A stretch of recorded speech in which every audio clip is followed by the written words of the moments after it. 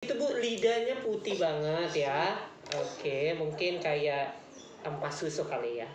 Coba Bu kamu lihatnya bisa nggak ya? Lihat dulu. Gitu. Putih banget loh Bu, jamuran itu Bu. Iya tuh Bu. Makan nggak mau makan Bu. Ya iyalah orang jamuran gitu lidahnya Bu. Aduh kasihan banget. Gini Bu, dari hasil darahnya ini sebenarnya anaknya cenderung ada proses infeksi di dalam darahnya, ya. Tapi tidak terlalu parah. Kalau ibu bilang butuh rawat inap, sepertinya sih enggak. Iya. Nah, yang tadi mau saya cari tahu apakah anaknya ini demam berdarah atau tidak, ternyata enggak. Leukositnya dia tinggi, kemudian dia trombositnya dia tinggi juga. Jadi kalau dia demam berdarah itu biasanya trombositnya dia rendah, leukositnya dia cenderung turun gitu. Tapi ini malah tinggi, dua-duanya bagus. Tapi si leukositnya emang agak tinggi-tinggi gitu lah, tapi nggak terlalu tinggi banget. Nah, kemudian kalau untuk kayak hematokrit, eritrosit semuanya dalam kategori normal. Kemudian tadi saya periksa Widal kan, anaknya ini kena tipes atau enggak, kan kayak gitu. Ternyata hasilnya tidak terlalu signifikan. Jadi maksudnya bagus semuanya, jadi nggak ada masalah lah gitu. Tapi ini anaknya matanya sayu Bu, ya kemudian matanya dia agak cekung ke dalam, mungkin kurang minum kali ya. Iya, minum makan biasa kan apa aja dia makan dong.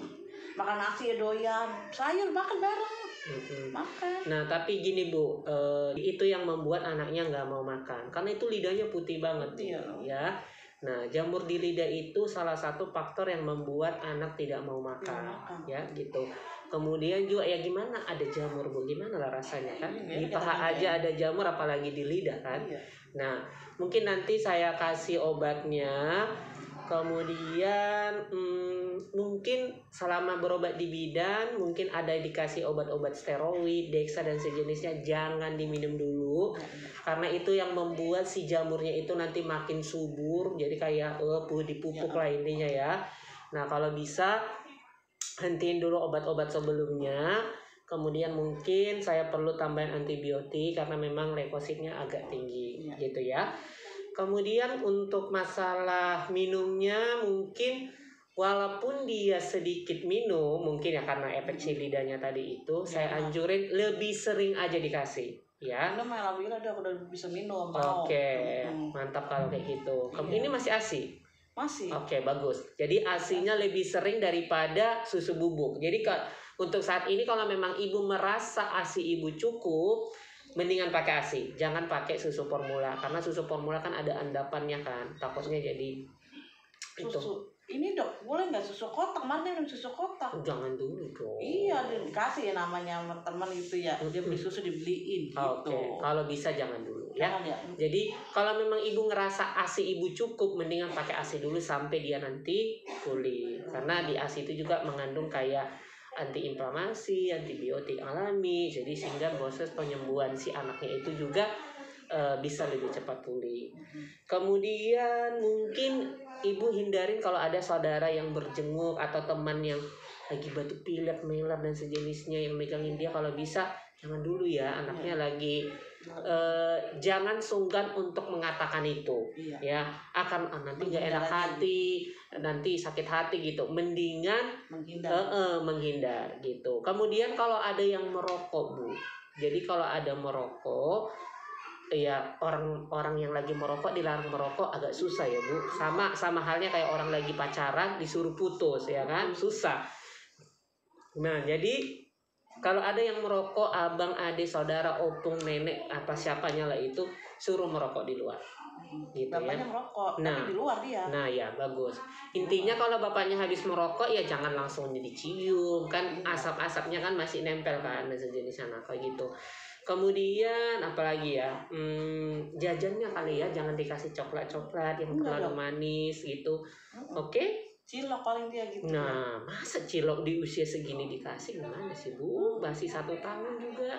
Oh, boleh Dok ya? Ya jangan dulu. Iya kadang bakso gitu, bakso tusuk. Ya elah, ibu, jangan dulu. Lah kita kan namanya teman bagi ya, dibeliin gitu, masa kita iniin. Dia makan emang kadang ada satu. Ya jangan dulu lah ya, karena kan kita nggak tahu, nggak bagus lah ya. Kita takut ada bahaya. Benar-benar. Kemudian ibu PMT-nya gimana nih bu? Makanan tambahannya.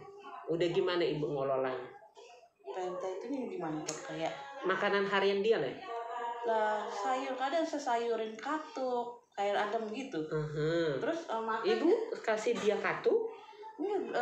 Kadang saya nyayur sebagai sedikit gitu. Kadang dia makan wortel, pokoknya bareng aja. Saya kan nggak pedes nyayur, nggak ada dia makan bareng gitu. Gini bu, jadi di puskesmas kita itu ada ahli nutrisi bu, namanya Bu Rani ya. Sekali-sekali ibu ketika anaknya udah sehat, dalam kategori sehat ya bu, nggak ada keluhan, nggak ada apa, ibu boleh main ke sini. Ibu boleh main ke sini, tujuannya bukan untuk berobat, tetapi untuk berkonsultasi dengan ahli nutrisi kita, namanya Bu Rani. Nanti waktu di pendaftaran, ibu bilang saya mau ketemu sama orang-orang gizinya dong, gitu. Saya mau ketemu sama orang gizinya. Kemarin Dokter Roy nganjurin untuk saya diskusi masalah gizi seimbang anak saya ini, ya. Oke, nanti pokoknya kalau udah sehat, bukan dalam kondisi begini. Kalau kondisi lagi kurang sehat, otomatis cenderung berat badan turun, kemudian lemas, matanya cekung gitu. Bentar, ini anaknya ibu perhatiin lebih suka sering tidur atau gimana? Atau semalam dia nggak bisa tidur? Enggak, tidur dong. Suka tidur juga yang karena dia lagi sakit. Dia kalau lagi sehat itu di rumah aktifnya nggak bisa. Siang juga bukan, semalam dia nggak bisa tidur. Tidur. Terus ini dari tadi tidur melulu loh saya lihat. Iya, tidur semalam dok. Jadi tuh panas, saya punya suhu itu 40 panasnya dok. Jadi begini-begini mulu, kagetan bangun. Saya juga tidur kurang. Saya cek lagi, waduh panas 40. Bapaknya udah mau ini, papa langsung bawa ke rumah sakit, langsung ke UGD. Saya masih nahan, udah malam, udah jam 1. Coba saya lihat telapak tangannya bu. Tapi kalau aku Singapura kayaknya sih enggak gitu. Dia lahir prematur dok. Oh gitu. Iya. Lahir prematur. Ma, ibu di usia berapa dia lahir? Hamil? Dia 7. Kemarin ibu kan udah kategori bumil resti kan itu, maksudnya ibu hamil resiko tinggi. Kemarin ibu pantau nggak sih bu? Pantau apanya dok?